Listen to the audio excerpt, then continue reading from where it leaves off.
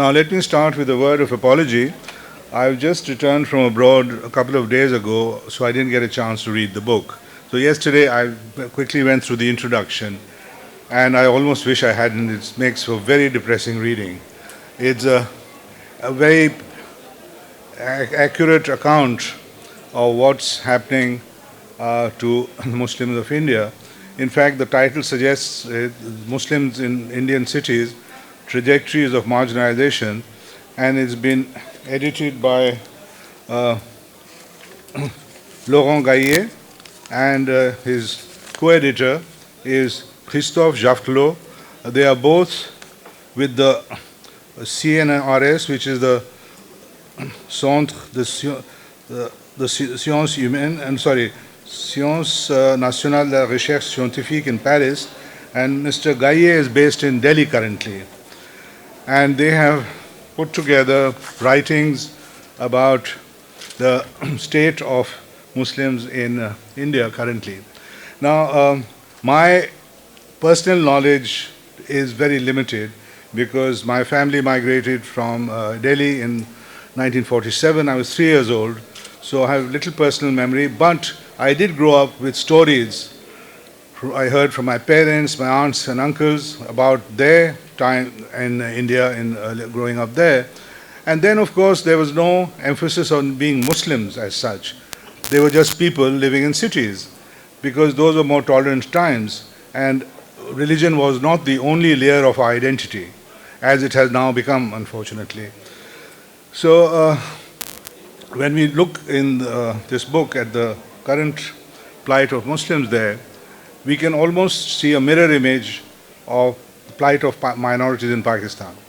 So, although this is not the subject of the book, but I would like to mention that if we think that the Muslims are faring very poorly in India, they're not worse off than their counterparts in Pakistan, sadly.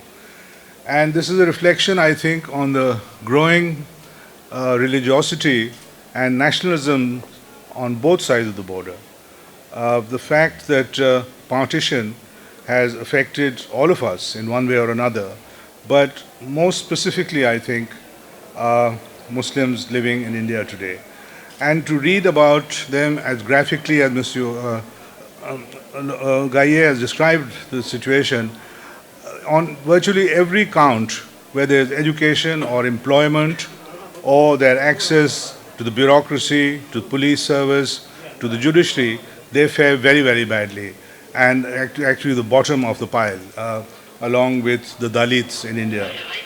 And this has been very carefully and very accurately documented, and as I said earlier, it makes for very depressing reading, not just as Muslims, but to see the fate of a community once thriving to be on this downward trajectory with very little hope, frankly, in the near future anyway. So I won't take any more of your time. Now I will ask Mr. Gaillet if he'd like to read a passage from the introduction, or should we proceed to the speaker? And so, Mr. Jaffer, if you'd like to say something about the book. Thank you, Irfan Saab. I must confess that when I got hold of this book and I started reading it, I am speaking in it. Okay, I'm saying that when I started reading this book, my impression was the same as that of Mr. Irfan Hussain. It's quite a depressing work because, it shakes us. We have been thinking about India in a very different manner. We thought that as a result of 65 years of continuous constitutional governance and democracy with a very functional parliament, India has been able to develop a nationhood with all its segments, with all its components, quite well integrated in the nationhood. But this book shows that this is not the case. And this is not just a book of by some political person who is opposed to what India has been claiming. This is a work of research, and people who have conducted this research are all well-trained researchers who opted to work on different cities of India, and at least 11 cities have been covered by the writers. What comes out of all this mega research project are the facts, some of which I would like to share with you.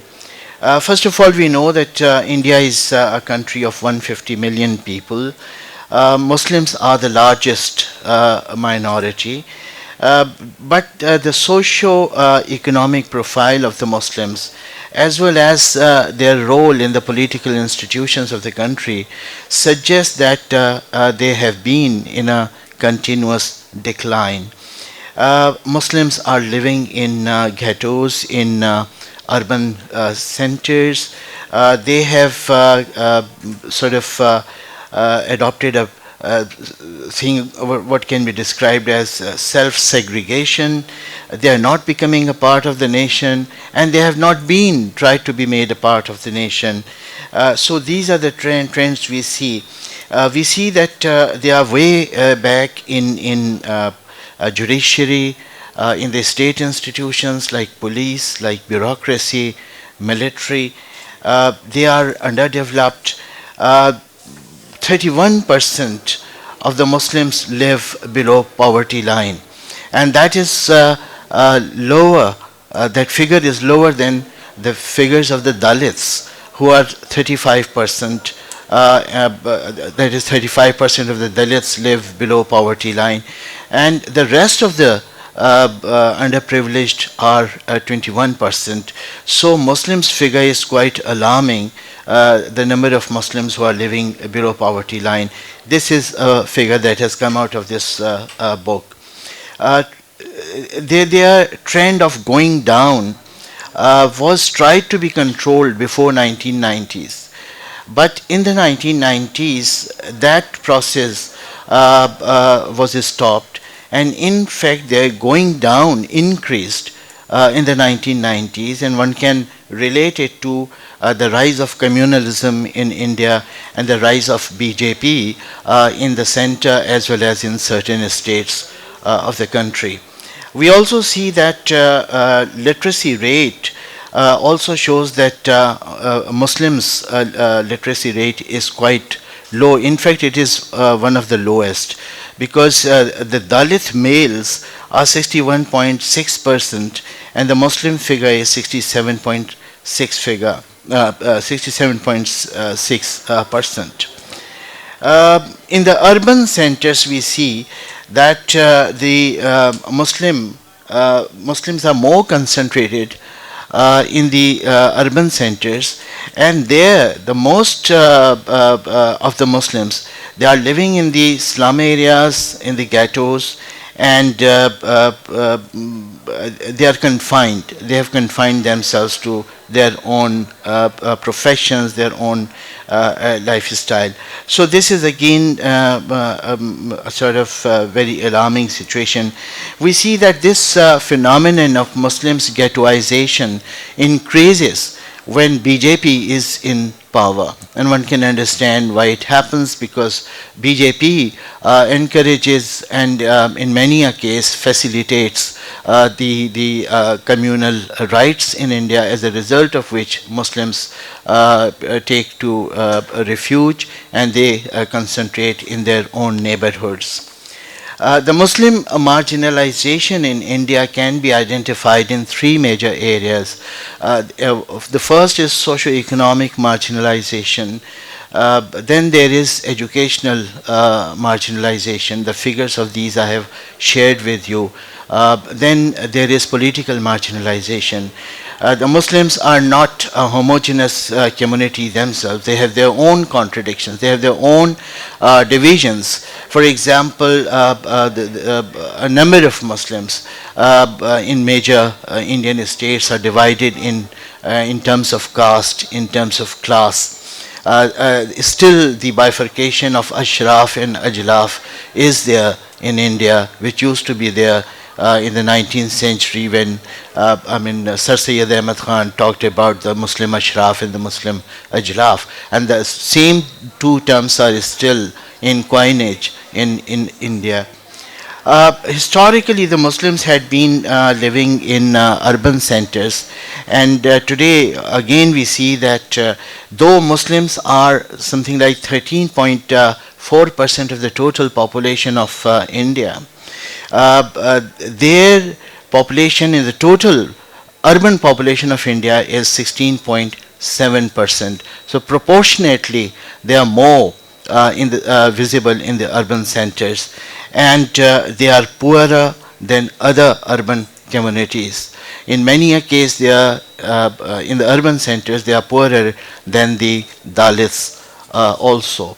So these are some of the main trends which see in India. I would not talk about the 11 different chapters which deal with Mumbai and Delhi and Hyderabad, Gujarat, etc. But I would refer to three major challenges which I have been able to identify in India as a student of politics and history. I would say that the first challenge to India is the challenge of nationhood. We know that the idea of a nation was quite new in Indian politics in the 19th century, and there had been a lot of debate on this, whether we can have a nation in a country like India where feudalism was a dominant social system, and where we were living in the pre-industrial era. How come nationhood be cultivated in that country? But today India is fairly industrialized, and there is a big middle class also in India, and still we see that it's not a strong nation, and there are such deep-rooted cleavages within Indian nation. So this is the one major challenge which the Indian think tanks and the political institutions of India should bother about. The second challenge is the challenge of secularism, because without secularism, India cannot ensure its survival. And if such cleavages become permanent and they are not addressed in the near future, and say in the next 20 or 25 years the same trend continues, then again India will find itself in a difficult situation. And the one key solution to Indian problem, that was secularism, if that is gets a back seat, then the Indian future would be questionable. I would also say that a third challenge which one witnesses is the post-colonial model of development that has been adopted in India. This is the economic policies of the Indian state, which has created these cleavages in social and economic terms. A vast majority of the Indian people live a poor life. Something like 35 to 40% people live below poverty line. There are slums in all Indian urban centers. So, I mean, the issue of poverty is quite crucial. I remember in 2006 we went to India, and Dr. Mubarak Ali Saab is sitting here. He was leading our delegation. So on our way to Shanti Niketan, we also went to Calcutta. And in the Calcutta University, we had a roundtable talk with the faculty of that university. And there I raised this question. And I mentioned that whenever we talk about Pakistan's poverty and Pakistan's contradictions, we highlight two major issues of Pakistan. One is military rule, as a result of which we think that we never got political institutions which could identify and address the national issues. And on the other hand, there is feudalism in Pakistan. So I said that we are sitting in Bengal, and we know that India never had constitutional breakdown. You have constitutional governance since 1950, and you have done away with your feudalism. But still, on the streets of Calcutta, we see thousands and thousands of people without chappal, and poverty is looming large. Some 7 miles of streets are such where people sleep, literally sleep in the night. So, what has happened? I mean, we have some argument, we have some excuse that we had military rules and we had feudalism. What is your excuse? So one professor of international affairs, he gave some answer, and we thought that it was something which should be entertained and should be thought about. He said that in the first place we never had a revolution. We adopted a constitutional way of social change, and a constitutional way is very slow. Therefore, if we have spent 50 or 60 years, that's not a long period. It might take more. Then he said that India had the largest rural population after China. India had the largest rural population in the world. And to transform a rural society into an urban society is a very difficult task, and it would take time. So that was what was his explanation. But some 6 or 7 years after that conversation, now today when I think about this Indian picture as given in this book, I see that there is no improvement, and the trend is there, and the Muslims are going further down. So these are the issues that have been raised in this book, which is a very good, well-researched book, and I think that we should all read it and try to understand contemporary India. What are their successes, what are their failures, and in terms of the Muslim population, this is a very thought-provoking book. Thank you.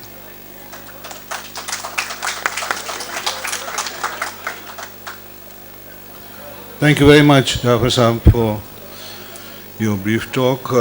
Now, before we open the floor for a discussion, I would just like to ask Mr. Gaye whether he thinks that the secular ideal in India is still working, because if communities like Muslims, well, the Dalits have always had problems, and even Christians in certain areas are very marginalized. So do you see any contradictions here between India's secularist ideal and the state of the minorities in India? Okay. I won't answer directly, but I think what we've been trying to show in the book, and maybe to nuance a little bit what has been said about the really depressing overall picture that the book is giving, we've been trying, by covering these 11 very different cities with a different history in general, a different history of Muslim presence, I think these studies show that there are very important regional variations. So this is how actually I would answer that question. Obviously, I mean, since the late 80s, early 90s, there has been obviously a crisis of secularism as a national ideology. But what the different chapters show is that you have, I mean, tremendous variations, particularly, I mean, obviously there's a north-south divide, but the real divide, I would say, is between the west, that is particularly Gujarat, Bombay, where you see, I mean, the rise of communal violence and the impact of communal violence has nothing, I mean, cannot be compared to what has been seen in the rest of India. So the real extreme cases of ghettoization, and we've tried to use as restrictively as possible the category of a Muslim ghetto. And what we try to show is that this Muslim ghetto is overdetermined by communal violence, and the best examples you find are in Mumbai, and even more to a larger extent in Ahmedabad in Gujarat. Because these ghettos are overdetermined by violence, and violence which has been state-sponsored. This is absolutely clear. And so the picture that emerges from Gujarat cannot be found anywhere else in India. And it is really related to the specificity of the BJP presence and BJP rule in Gujarat and the legacy of an extraordinary and hopefully unique event, which were the pogroms, the massacres of 2002. However, I mean, besides the West, you have very different trajectories, trajectories of the former princely capitals, Hyderabad and others, where here, I mean, you also see a decline, but which is more related to the history of these princely states and how, I mean, the former Ashraf elites declined after partition. But you see a more comforting image as well in the south and in the east, where you see some kind of a resilient cosmopolitanism. This is the case particularly of two cities that are covered in the book, Cuttack in Orissa and Calicut in Kerala, where you see first that there has been much less violence, including at the time of partition. So again, going back to the importance of partition, I think, again, I mean, there's been a strong, very important legacy of partition in the history of post-colonial violence. Cities that were not affected by violence, I mean, you have few exceptions like Bhopal, but on the whole, those cities that were spared by partition were not affected either in a strong way by communal violence in the 80s and 90s. And you also see in these cities of the east, in Orissa or the south, Kerala and Bangalore to some extent, you see a resilient presence of the Muslims in the local elites, whether it is the political elite, whether it is the economic elite. So overall, the picture is not as depressing as has been shown. And I think there are still reasons to hope. First, because of these forms of regional, resilient cosmopolitanism, but also because we are witnessing the emergence of a new Muslim middle class. Obviously, I mean, the economic liberalization you were talking about has had a very negative impact on some lower classes. You can think, I mean, the cases of the Ansaris of Uttar Pradesh being a case in point, for instance, because they were affected by, in a major way by globalization and liberalization, in a bad way. But at the same time, Muslims, I mean, have also accessed extraversion through migration to the Gulf in particular. Indian Muslim migration to the Gulf is no longer limited to unskilled workers. I mean, you've seen formidable fortunes emerging out of these Muslim NRIs in the Gulf as well in the last 10 years. So the question really for the future is, will this new Muslim middle class, which is directly a process of migration and economic liberalization, will there be a trickle-down effect on the Muslim community in general? And what we're seeing, and the question is even more acute in those emerging Muslim ghettos, because what characterizes those Muslim ghettos, and that's the major difference with slums, is that those Muslim ghettos are determined by religion, not by class or caste. So if you take, I mean, the exemplary case, for instance, of Juhapura, probably the most exemplary ghetto in Ahmedabad today, you see rich and poor Muslims, lower caste and upper caste Muslims living together, which is really what makes them religious ghettos, rather than socio-economically deprived areas. So the question is, will the cohabitation, the coexistence, the co-presence of rich and poor Muslims benefit the poorer sections of these ghettos? Clearly, what we're seeing in Juhapura, for instance, these upper class or middle class Muslims are investing in a major way in education. Unlike, and here I open a parenthesis, unlike what is often repeated in the Indian media, Muslims are investing in a major way in education, and this will have, I mean, some impact on the long term. But will there be, I mean, is this new Muslim middle class investing for itself, or will it also affect and benefit poorer Muslims living in these ghettos? I mean, this will be a major question for the future. Thank you very much. Now, if there's any question, yes, the lady there at the back, the fourth row, yes.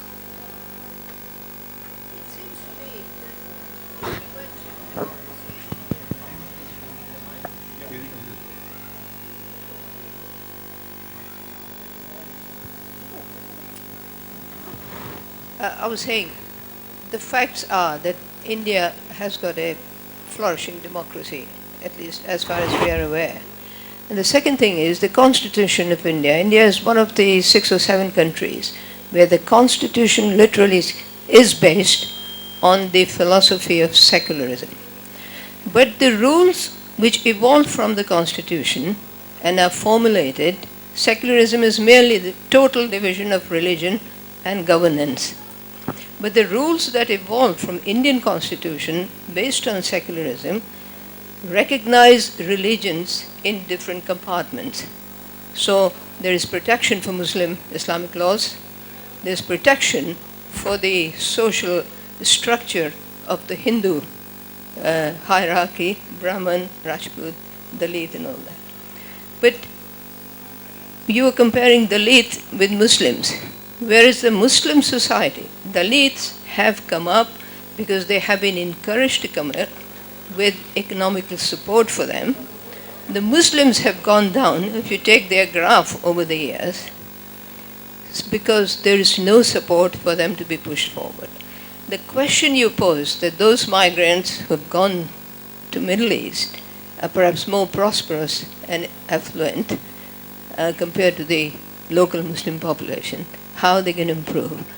To me, if there is an avenue open of democracy, they should come through democratic means within the rule of law and encourage greater participation in the country's politics, because without the political structure, I can't see the Muslim groupings to come up.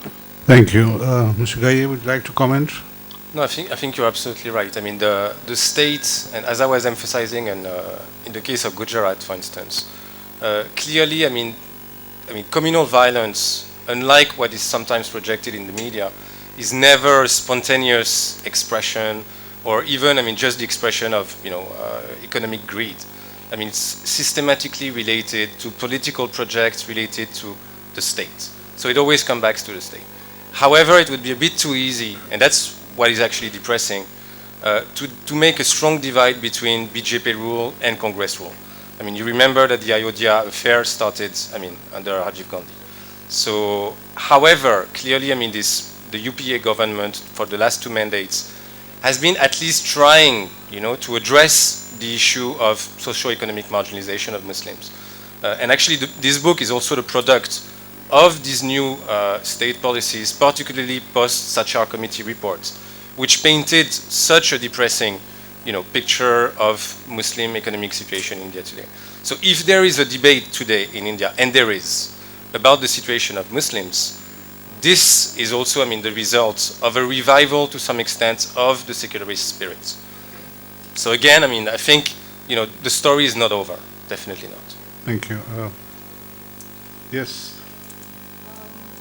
I'm wondering, how do you explain... Just 1 second, the mic. Thank you. I'm wondering, how would you explain that in spite of this obvious marginalization of Muslims in India, Bollywood is full of of Muslim stars who are in the top career. I mean, the Salman Khans and the Shah Rukh Khans and the Amir Khans. How is that? They haven't been marginalized at all. Okay. No, of course. It's a very good point, but you could make exactly the same point about Afro-Americans in the US. How come you have so many Afro-Americans in sport, in cinema, in music, and yet, so this is the same thing everywhere. You have a few, cherished characters that emerge, which are also going to give good conscience to these countries, who will project them, as exemplar stories, but shamefully they don't represent. And when Shah Rukh Khan, claims to speak for Indian Muslims as a Muslim, I'm sorry, but I think he's only talking for himself. Excuse me. I'm not replying on your behalf, but still I will say that all these Khans, they have married Hindu girls. That's why they are staying there.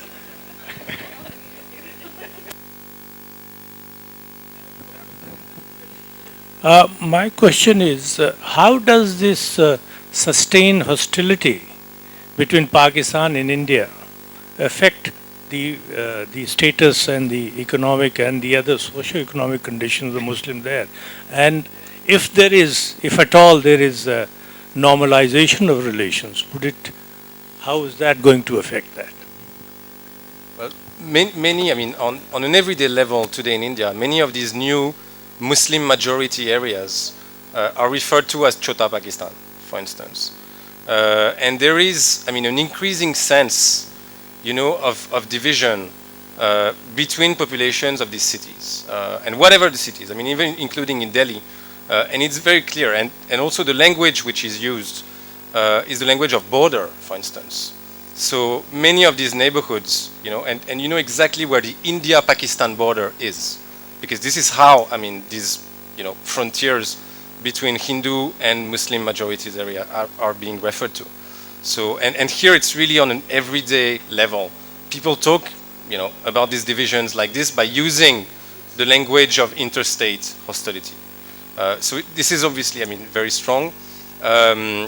A bit like in England, I mean, with the Tebit taste, you have the same thing with the issue of cricket and how Muslims are supposed, you know, to be supporting Pakistan whenever there's a cricket competition.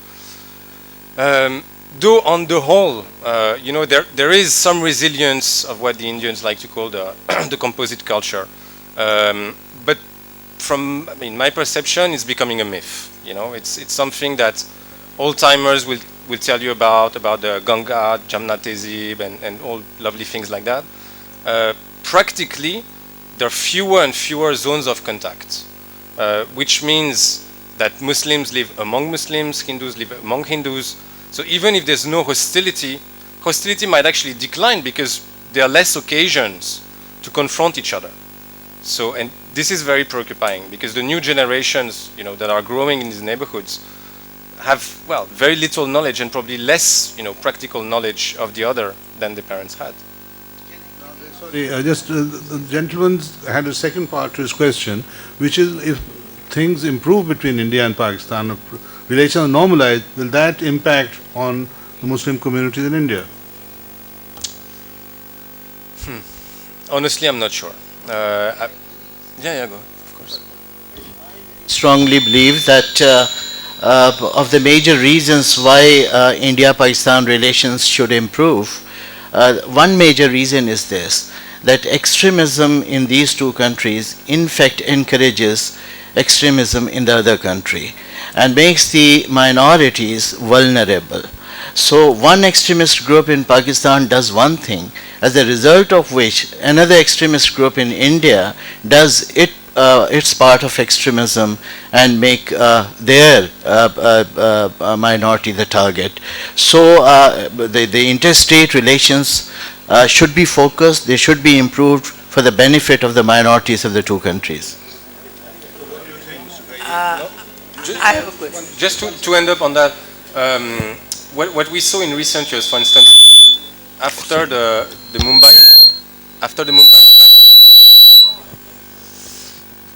Mumbai attacks of 2008, there was no backlash at all, you know, against Muslims. Muslims themselves, I mean, if you remember, there was a debate. I mean, religious clerics refused to bury the attackers, which shows also, I mean, in what a precarious state, you know, they find themselves in. But there was no backlash. So, I mean, I think it's hard to say that there's a systematic, you know, mechanical relation between, you know, interstate animosity and, you know, violence against Muslims in India. Ji, Dr. Sarma, you have a question? Hello. I have a question that how dependent is the is secularism on Congress government? Is it likely to be deteriorate the situation if there's BJP or some other government like that? I think it's a bit more complicated than that. First of all, I mean, the BJP has been trying to clean up its act. Also, I mean, remember that India is not a bipolar democracy. On the contrary, I mean, it's becoming increasingly pluralistic.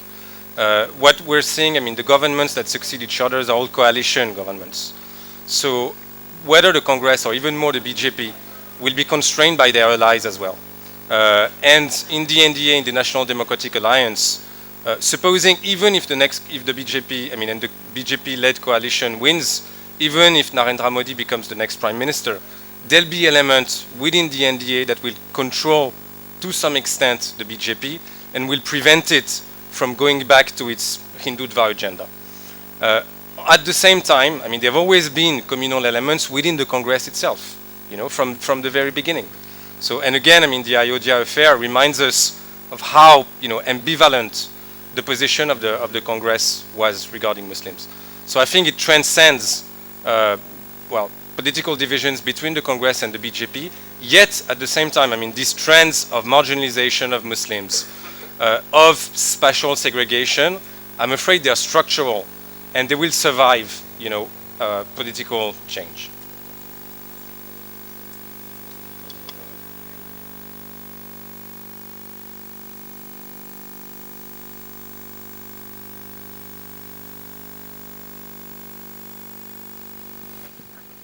Yes, I want to ask, are there any chances of the friendship between India and Pakistan, as Indian constitution is based on secularism, while the door of secularism has closed in Pakistan forever?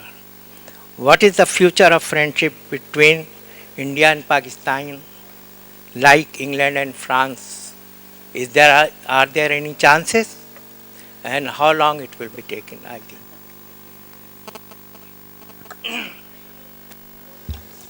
Okay, the interstate relations are not dependent on likely ideologies.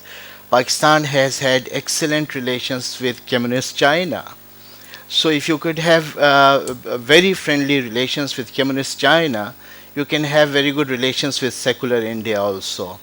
Not to say that we should not change ourselves. I mean, personally, I am for secularism. I would like to see Pakistan to be a secular country, but our being not a secular should not be a hindrance in our cultivating friendly relations with India.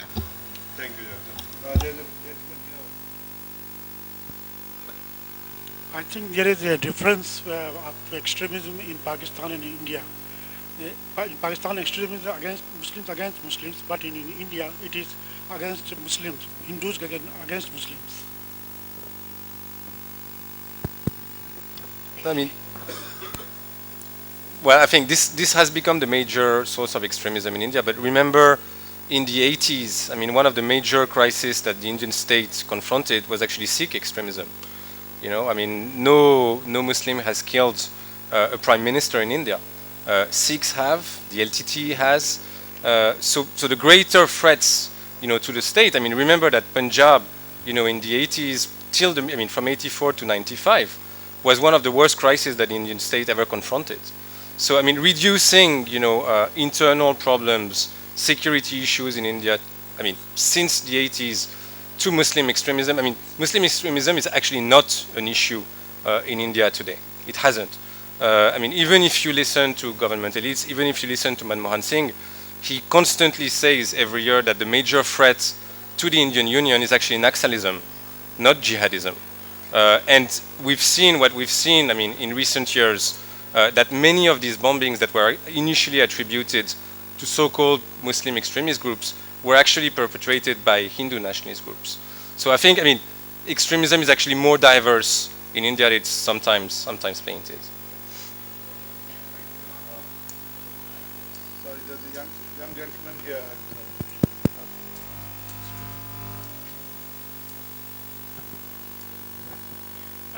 I just wanted to ask, it seems that the background of the book says that, you know, because of state-sponsored violence or etc., Muslims have been marginalized. And I was wondering if there's any chapter in the book that suggests that certain activities on the part of Muslims have caused them to be that way, so some of the blame for them.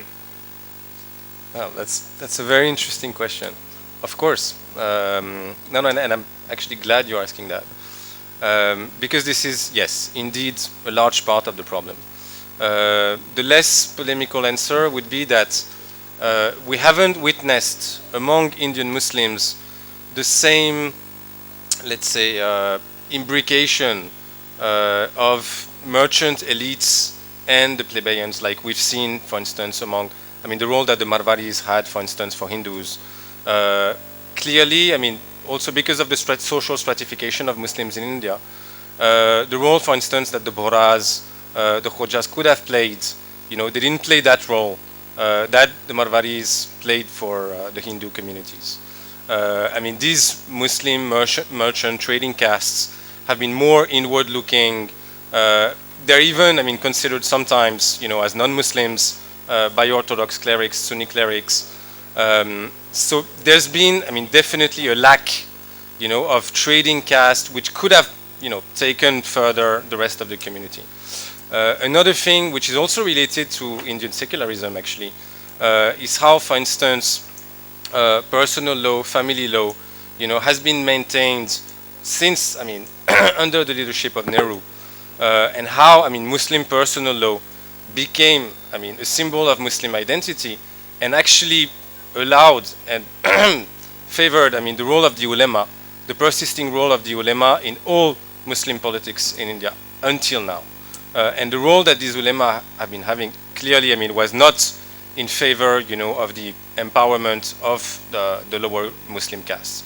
So, for instance, the phenomenon which Christophe Jaffrelot, for instance, referred to as a silent revolution regarding the emergence of the plebeians, the Hindu plebeians, the rise of Dalits, OBC, I mean, other backward classes, parties, whether in UP, I mean, particularly in North India, but in other parts of India as well, hasn't been witnessed among Muslims. So we haven't witnessed, a democratization of democracy, because this is actually what has been going on, among Hindus for the last decades. We haven't witnessed that, and the Ashraf elites, at least in North India, have managed, to retain their hegemony, and obviously it's not in their interests to see Muslim backward classes emerge in the same way as Hindu backward classes have emerged. Yes. Nida?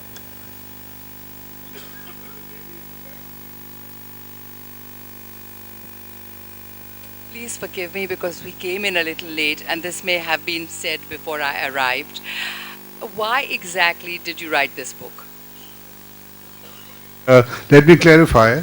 Monsieur Gaillet did not write the book. He and his colleague have edited a collection of articles and essays on the subject from different cities. So he has not written the book. He's one of the editors. Well, I should hope so. Very briefly, we were actually, I mean, at a personal level, I was living in Delhi, studying Urdu in Delhi, and so I became, I mean, increasingly familiar and interested with these Muslim localities. I mean, my Urdu teacher was living in one of these Muslim ghettos of Delhi. I stayed with his family for several months, and so I could experience on a daily basis, even though for a limited time, this sense of enclavement from the rest of the city. And so I wanted to pursue further, I mean, some research on that issue. Then I convinced my co-editor, Christophe Jaffrelot, that we should do some comparative study. The more academic reason, that was a few years after the Sachar Committee report was released. The issue of Muslim marginalization was becoming a major topic in Indian politics and in the media. But most of the discussion was limited to figures versus figures. Indians, I mean, have an amazing numerical imagination. I mean, they quantify everything. I mean, this is obviously a legacy, of the British love for the census, which, has continued after independence. And we wanted to give more flesh to these figures. So the idea was, I mean, the problem is you hardly find any empirical study today of Indian Muslims. So you have many books on Islam, but very few books on Muslims and everyday experiences of Muslims besides religion. And the idea was also to show that being a Muslim is obviously irreducible to being a practitioner of Islam, and that there was a much larger picture that needed to be documented, and the only way to document it was to document it in an ethnographic manner by spending time with Muslim families, with Muslim communities at a local level. This is how the project started. Next question. There's considerable stereotyping of Muslims in the Indian media, including, the respectable newspapers. To what extent do you think that has contributed to the marginalization of Muslims or their perception among the majority community? That's a good question, but I guess it depends on what media you're talking about. I mean, most of the media, including myself, we're familiar with is the English-speaking media, which is not the media which is actually read. But probably, though I mean, I'm not familiar with vernacular Hindi newspapers, for instance, but you would probably see much worse in terms of stereotyping. But I mean, clearly, this has an influence. But it's also, I mean, the derogatory language which is used on an everyday basis, which can be, by the way, very interesting because very ironical. You know, referring to Muslims as the Mian, you know, which is supposed to be, you know, respectful, but which actually completely changes. You know, the term is actually turned backward. So, I mean, it's hard to say. But I think, I mean, you should actually turn to the media which is actually read. And for that, I'm not qualified to answer that question. Now, if I could just quickly ask, as a follow-up to this question, to what extent has the insistence of conservative Muslim communities on retaining their family laws and so on, how much has this contributed to their marginalization? I think, I mean, obviously it has. The problem is we don't know exactly today, you know, what is the influence of the ulema in everyday life. Clearly, I mean, in the name of secularism, the maintaining the defense of Muslim personal law has allowed the ulema to retain the strong power, but are they actually still followed in everyday life? Where is the new Muslim leadership emerging? The problem is also, I mean, a sense, you know, of and actually increasing insecurity on the part of Indian Muslims, which has prevented them until now to mobilize themselves as Muslims.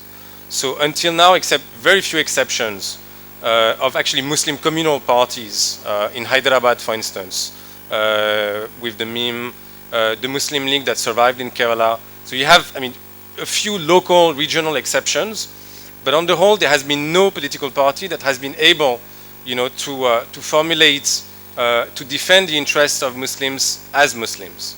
But I don't think this is only reducible to the issue of Muslim personal law.